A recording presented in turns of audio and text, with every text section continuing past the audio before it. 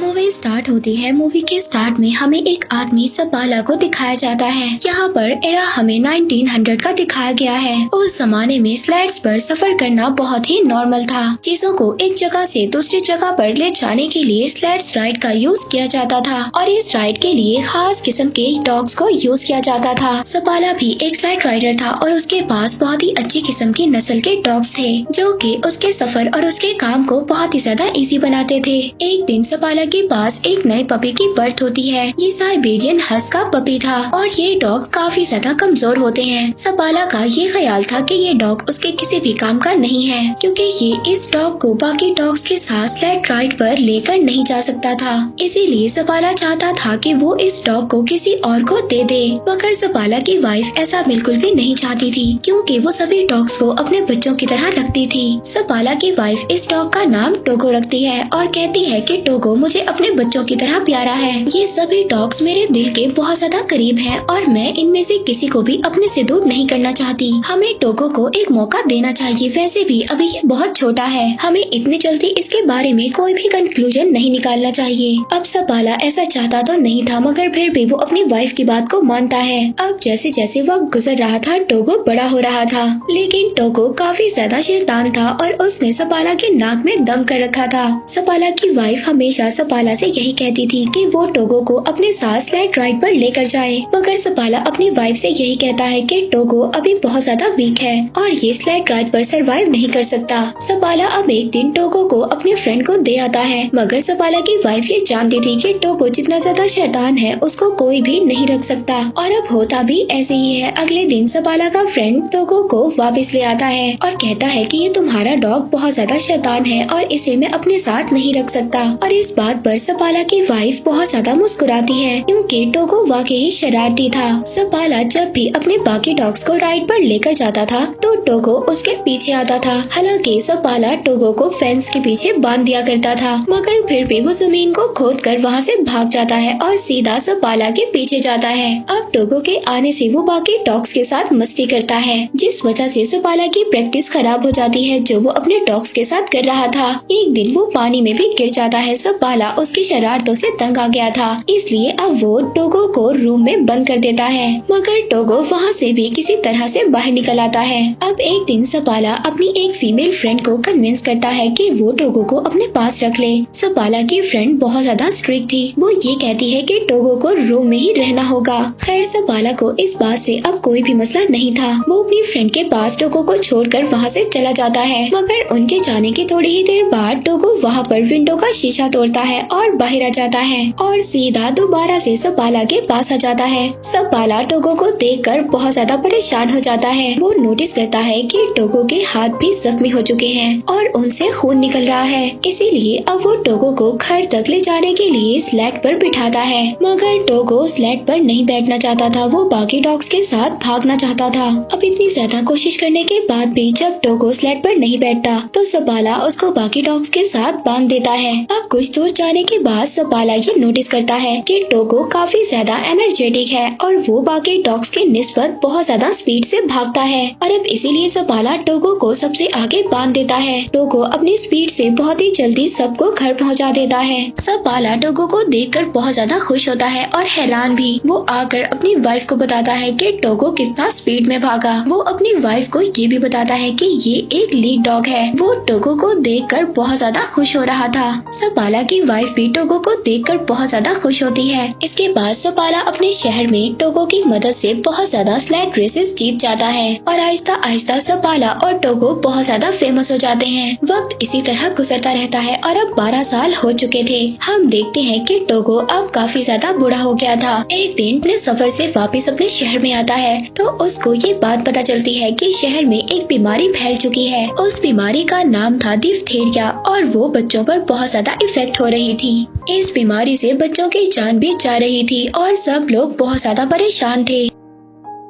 अब मेयर वहाँ पर एक मीटिंग बुलाता है जिसमें सपाला भी जाता है। मेयर बताता है कि इस बीमारी का एक एंटीडोट भी है जो यहाँ से 600 किलोमीटर दूर नेवाडा में है, लेकिन वहाँ पर जाना बहुत ज्यादा खतरनाक है क्योंकि एक बहुत बड़ा तूफान आने वाला है। मेयर वहाँ पर सपाला से भी मौसम के बारे में पूछता है तो सपाला उसको जवाब देता है कि जब मैं वापस आ रहा था तो मौसम को देखकर डॉग्स भी घबरा रहे थे और टोगो भी बहुत ज्यादा घबरा रहा था। टोगो ने काफी साल बाद कुछ ऐसा किया है और अगर वो मौसम से घबरा रहा था तो हमें भी घबराना चाहिए। इसके बाद सपाला वहाँ से चला जाता है। सपाला जब बाहर आता है तो एक डॉक्टर उससे लिफ्ट मांगता है। अब सपाला उसको अपनी स्लेड पर हॉस्पिटल छोड़ देता है। हॉस्पिटल में जाकर सपाला देखता है कि सब बच्चे बहुत ज्यादा बीमार हैं और अगर मेडिसिन ना लाई गई तो बच्चों की जान को भी नुकसान हो सकता है। अब ये सब देखकर सपाला सोच में पड़ जाता है। वो घर आकर अपनी वाइफ से कहता है कि मैं दवा लेने जरूर जाऊंगा। वो कहता है टोगो को भी मैं अपने साथ ले जाऊंगा। तब सपाला की वाइफ उससे कहती है कि टोगो अब 12 साल का हो चुका है और तुमने खुद ही कहा था कि टोगो अब इतना ज्यादा स्ट्रॉन्ग नहीं है और अब तो मौसम भी बहुत ज्यादा खराब है और मैं नहीं चाहती कि तुम उसकी मौत का रीजन बनो और तुम अपनी सारी जिंदगी इसी बात पर गुजार दो कि तुम्हारी वजह से टोगो मर गया। मगर सपाला तो टोगो के बगैर जाना ही नहीं चाहता था। वो अगली सुबह टोगो को लेकर अपनी वाइफ को गुड बाय बोलकर चला जाता है। अब जैसे जैसे सपाला और उसके डॉग्स आगे बढ़ रहे थे तूफान भी आगे बढ़ रहा था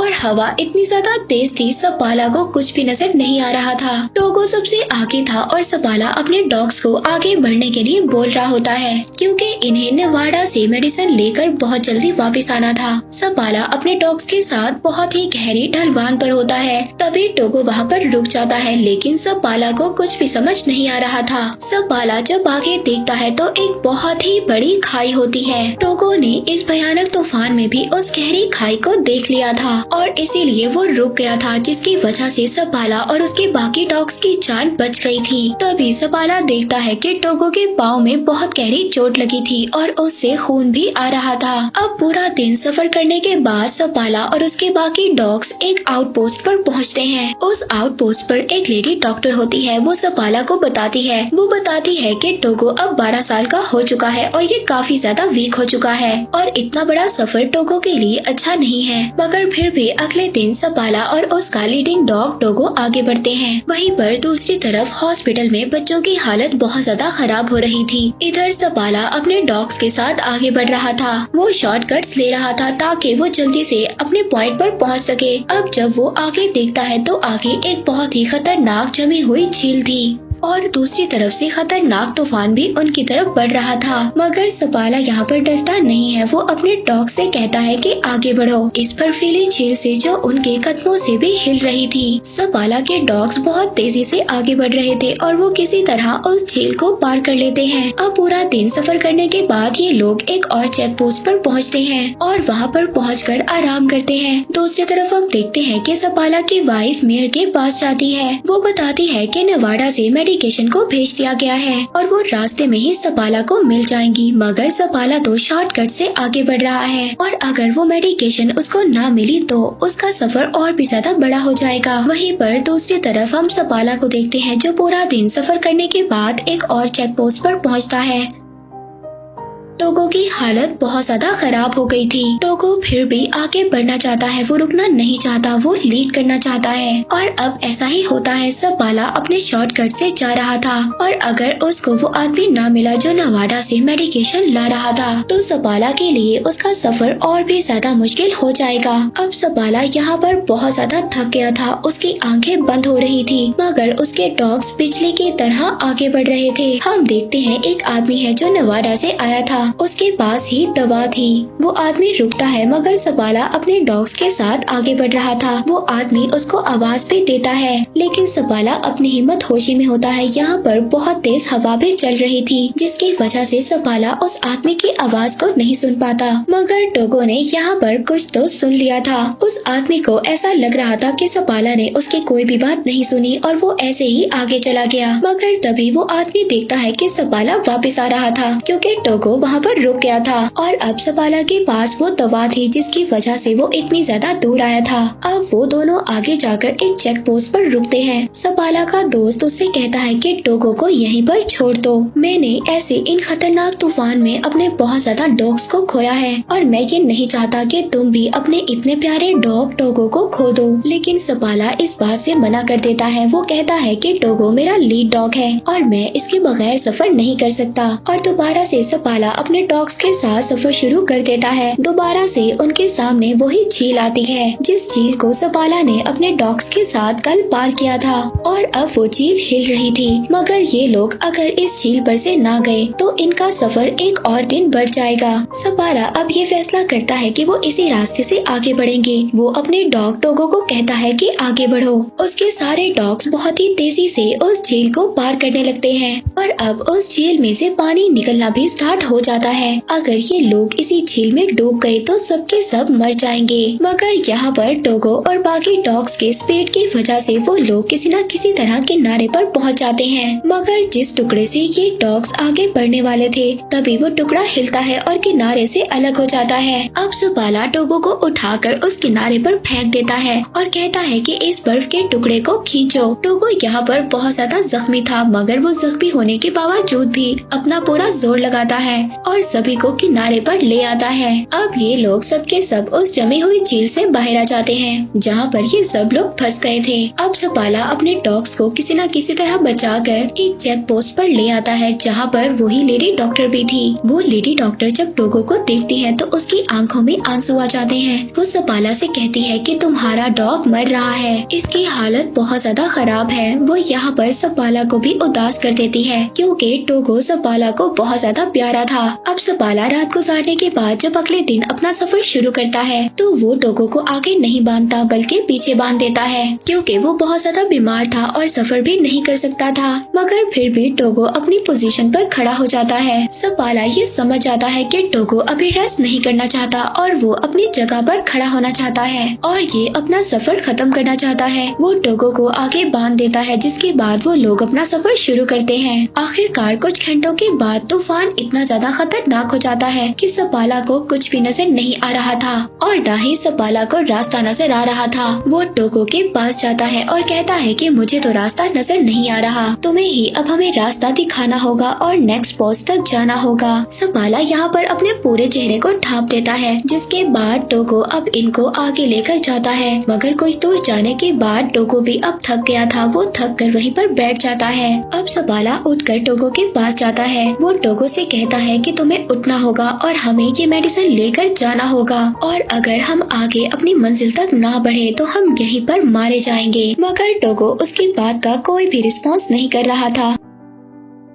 सपाला इस बात पर बहुत ज्यादा खुश था कि टोगो की वजह से उसकी जान बच गई। मगर टोगो उसकी बात का कोई भी रिस्पॉन्स नहीं कर रहा था। तभी एक आदमी लैंटर्न लेकर वहाँ पर आता है, यानी कि यहाँ पर टोगो ने अपना काम कर दिया था। उसने सपाला को चेक पोस्ट तक पहुँचा दिया था। वो ये देखकर बहुत ज्यादा खुश होता है क्योंकि टोगो की वजह से सबकी जान बच गई थी। अब सबके सब अंदर जाते हैं क्योंकि टोगो बहुत ही ज्यादा बेहाल होता है। उसकी हालत बहुत ज्यादा खराब होती है। यहाँ पर नाम का एक आदमी था जिसको सपाला की वाइफ ने भेजा था ताकि वो उस आउटपोस्ट पर पहुंचकर उस मेडिसिन को ले ले और जल्दी से उस मेडिसिन को लेकर वापस आ जाए जहां पर बच्चे बीमार हैं। रात को सबके सब रेस्ट करते हैं। इसके बाद सुबह को वो आदमी वो मेडिसिन लेकर निकल जाता है और कुछ ही देर के बाद वो नॉर्म सिटी पहुंच जाता है जहां पर एक रिपोर्टर उसका वेट कर रहा था क्योंकि ये बात न्यूयॉर्क सिटी तक पहुंच गई थी कि एक आदमी इतना बड़ा सफर तय कर बीमार बच्चों के लिए मेडिसिन लेने गया है। अब रिपोर्टर को ये लग रहा था शायद यही आदमी अपनी टीम के साथ वापस आया है और अब वो रिपोर्टर सपाला के बजाय उस आदमी का नाम अपनी न्यूज में छाप देता है। सपाला की वाइफ बहुत ही ज्यादा डिसअपॉइंट होती है। दूसरी तरफ टोगो भी काफी हद तक रिकवर हो जाता है।